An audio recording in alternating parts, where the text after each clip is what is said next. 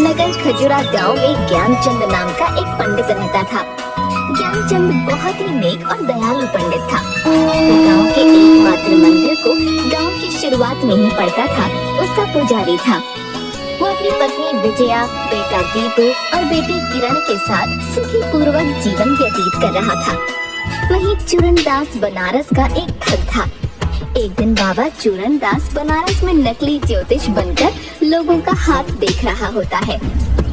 नारायण नारायण, जप ले बंदे प्रभु का नाम, प्रभु करेंगे तेरा काम। नारायण नारायण, आओ आओ अपना किस्मत यहाँ दिखाओ। धन है पर संतान नहीं, संतान है तो मकान नहीं। बाबा सब जानते हैं, कोई भी उसके लिए अनजान नहीं। बाबा जी प्रणाम, हमारा हाथ देख दीजिए। घर में सब कुछ है लेकिन पति का प्यार नहीं। उसकी नजर पराई औरतों पर रहती है। हाँ महाराज, बिल्कुल सत्य वचन। तुमसे प्यार कौन बेवकूफ करेगा? क्या बोले महाराज?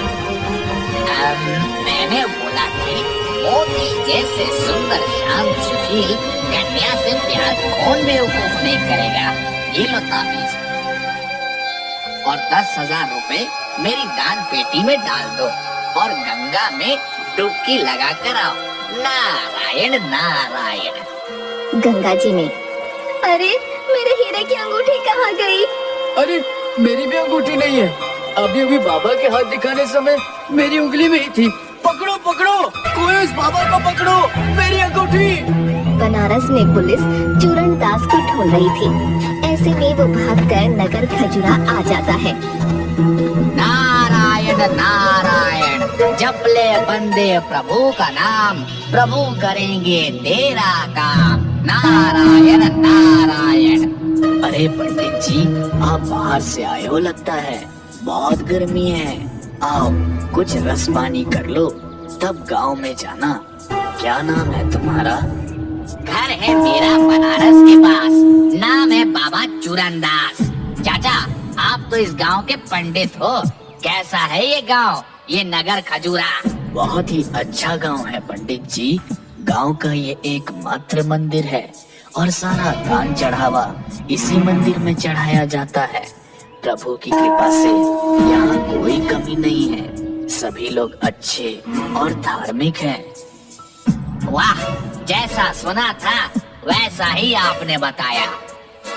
जैसा आप सोच रहे हैं ना, उससे भी कई अधिक अच्छा गांव है। आओ मैं तुम्हें अपना गांव घुमा दूं। नारायण नारायण, बहुत ही नेक विचार है आपका। आप मेरे गुरु तुल्य हैं। जैसी आपकी इच्छा। जप ले बंदे प्रभु का नाम, प्रभु करेंगे तेरा काम। नारायण नारायण। बाबा चूरनदास का गांव वाले बहुत ही अच्छा स्वागत करते हैं और उन्हें यथाशक्ति दान दक्षिणा देकर विदा करते हैं। भारी मात्रा में दान धन संपत्ति पाकर चूरनदास अपने घर चला जाता है। लेकिन लालची चूरनदास सोचता है कि जब वो एक दिन में गांव वालों से इतना धन संपत्ति एकत्रित कर पाया है, तो पंडित ज्ञानचंद कितना कमा रहा होगा। ये सोचकर कुछ दिनों बाद वो फिर पंडित ज्ञानचंद के पास पहुंचता है। चाचा, ओ मेरे चाचा, देखो आपका चेला चूरनदास आया है। अरे बाबा चूरनदास, कैसे हो बंधु? बस गुरुजी, आपकी कृपा से सब ठीक है। जब से मैं आपसे मिला हूँ तब से चैन से सो नहीं पाया हूँ। बार बार मेरा दिल कहता है कि मैं आपके चरण में पड़ा रहूं। मेरे सच्चे गुरु आप ही हो, मुझे अपनी शरण में ले लो महाराज। अरे चूरनदास, आओ आओ, तुम्हारे जैसा शिष्य पाकर मैं धन्य हो गया। इतना नेक विचार रखने वाले लोग अभी के जमाने में कम ही मिलते हैं। मुझे भी एक सहायक की जरूरत थी। इतने बड़े गांव में एक ही मंदिर होने के कारण मुझे घरवार के लिए समय ही नहीं मिलता था। गुरुजी, आप महान हो, आप मेरे लिए साक्षात भगवान हो। आपका शिष्य बनकर मैं धन्य हो गया। बहुत ही भाग्य से आए हो चूरनदास। आज गांव के के सरपंच हुकुमचंद की बेटी की शादी है। वहाँ पर गांव के लोग इकट्ठे होंगे। वहाँ सभी से मैं तुम्हारा परिचय करवा दूंगा।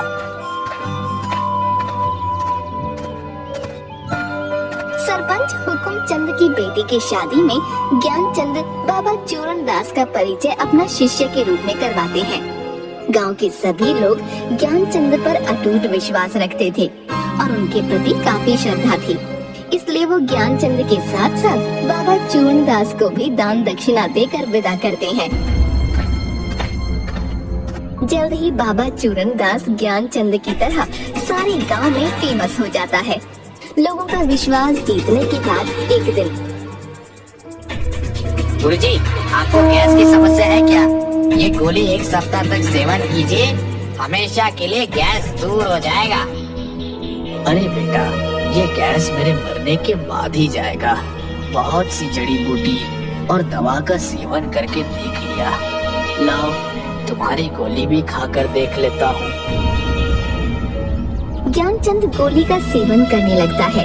चूरनदास उसको गोली में नशीली वस्तु मिलाकर देता था, जिसके कारण धीरे धीरे ज्ञानचंद की हालत बिगड़ने लगती है और वो पागलों जैसी हरकतें करने लगता है। एक दिन चूरनदास भगवान के मुकुट को, जो कि 15 किलो सोने से बना था, उसे गायब कर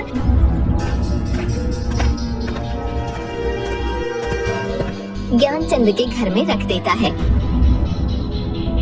और ज्ञानचंद को फंसा देता है। पुजारी जी, भगवान का मुकुट कहाँ है?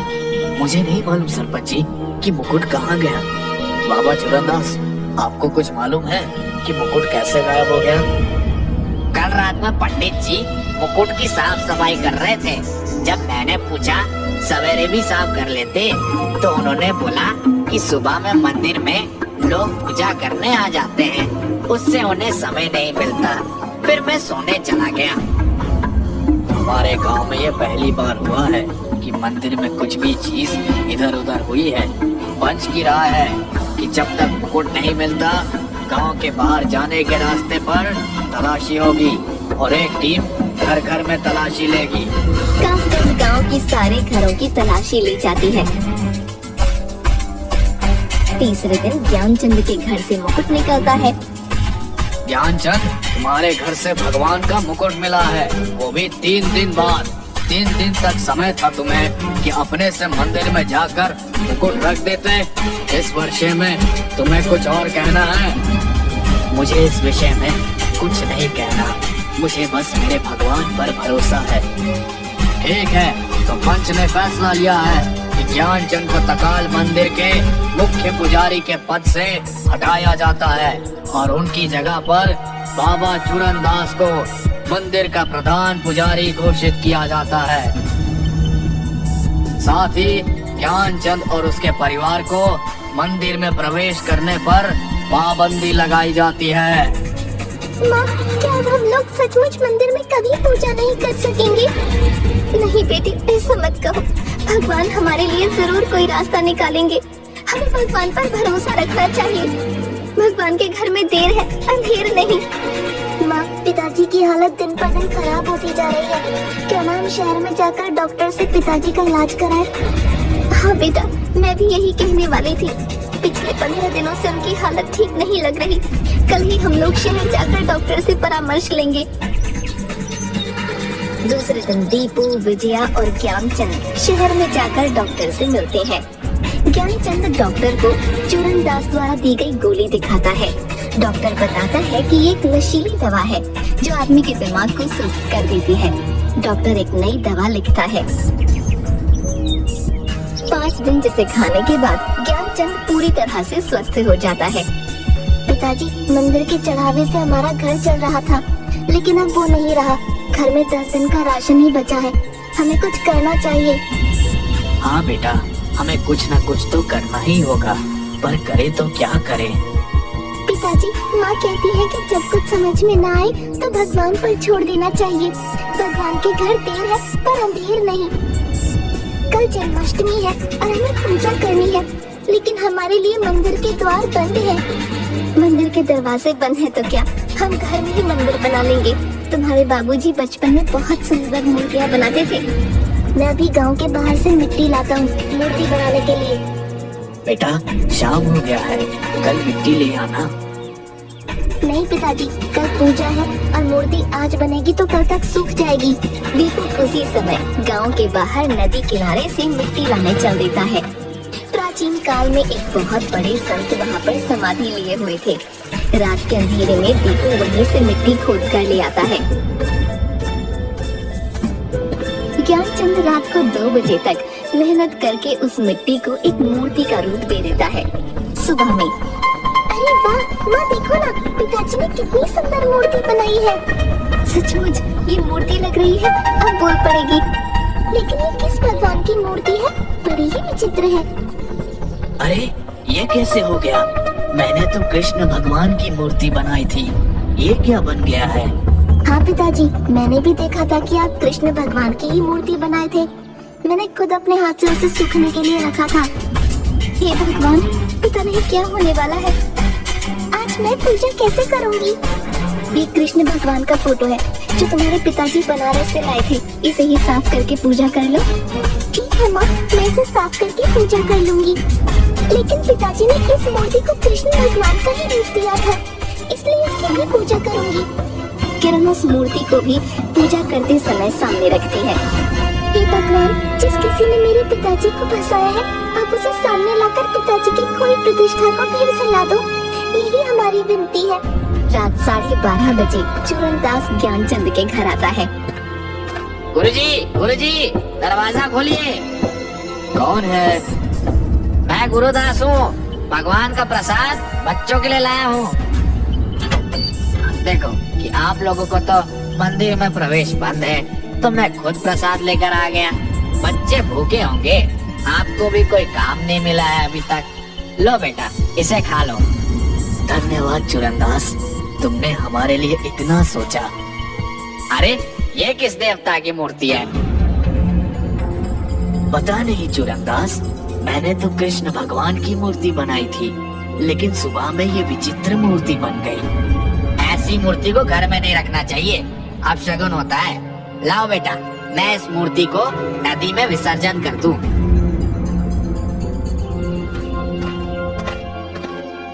जैसे ही मूर्ति लेकर मंदिर की ओर चलता है, मूर्ति भारी होने लगती है। आधे रास्ते में इतनी भारी हो जाती है कि मूर्ति उसके हाथ से छूटकर पैरों पर गिर जाती है और उसके पैर जमीन में धंसते चले जाते हैं। वो चिल्लाना चाहता है, लेकिन उसकी आवाज नहीं निकलती। तभी मूर्ति से डरावनी आवाज आती है। बता, तूने ज्ञानचंद के साथ ऐसा क्यों किया? मैंने कुछ नहीं किया। तुम्हारे पास 12 घंटे हैं अपना अपराध कबूल करने के लिए। कल 1 बजे तक अगर अपना अपराध कबूल नहीं किया तो तुम पत्थर के हो जाओगे। हर घंटे तुम्हारा शरीर पत्थर में बदलता जाएगा। नहीं, मैं नहीं जानता कि तुम देव हो, दानव हो या गुरुदेव हो। कृपा करके मुझे यहाँ से निकालो। मेरा पैर पत्थर का होते जा रहा है। मूर्ति उसी समय वहाँ मिट्टी में धंसकर विलीन हो जाती है। सुबह में वहाँ पर भीड़ लग जाती है। चूरनदास का नीचे से कमर का शरीर पत्थर का बन चुका था। 1-2 घंटे में सभी लोग वहाँ पहुँच जाते हैं। चूरनदास के सिर्फ छाती के ऊपर के शरीर में ही जान होती है, बाकी पत्थर में बदल चुका होता है। ये कैसे हो गया बाबा? आपका शरीर पत्थर का कैसे बन गया? भाई लोग, आप पहले शांत हो जाइए। मेरे पास समय नहीं है। हो सकता है मुझे बोलते बोलते मेरा मुंह भी पत्थर का हो जाए। उससे पहले मुझे कुछ कबूल करना है। क्या कबूल करना है पुजारी जी? कुछ समझ नहीं आ रहा, साफ साफ समझाइए। मैं कोई पुजारी नहीं, बनारस का एक ठग हूँ। मैं जब से यहाँ आया हूँ तो यहाँ के लोगों का दान दक्षिणा देखकर मुझे लालच आ गया। लेकिन तुमने तो मुझे बताया था कि मैं पंडित हूँ और घूम घूम कर दक्षिणा मांगकर घर चलाता हूँ। गुरुजी, मुझे माफ कर दीजिए गुरुजी। मैं ही आपके घर में मुकुट रखकर आपको फंसाया था ताकि मैं मंदिर का मुख्य पुजारी बन आराम से रह सकूं। पंच ये फैसला सुनाती है कि इस व्यक्ति चूरनदास को मंदिर के प्रधान पुजारी के पद से हटाया जाता है। और पुजारी ज्ञानचंद को फिर से मंदिर का प्रधान पुजारी नियुक्त किया जाता है। कोतवाल जी, इस बनारसी ठग को पकड़कर ले जाइए। तभी चूरनदास के शरीर में एक विस्फोट होता है और उसका शरीर जो पत्थर का बन चुका था फिर से वापस सामान्य हो जाता है। कोतवाल चूरनदास को पकड़ ले जाता है। ज्ञानचंद और उसका परिवार फिर से वही प्रतिष्ठा प्राप्त कर लेता है। आप सभी का बहुत बहुत शुक्रिया। अरे पंडित जी, आपका भगवान पर विश्वास और वो अद्भुत मूर्ति जिसके कारण इस बहरूपिये का पर्दाफाश हुआ, उनका शुक्रिया पहले करिए। और एक सबक तो मिला कि किसी पर भी विश्वास करने से पहले जांच पड़ताल आवश्यक है।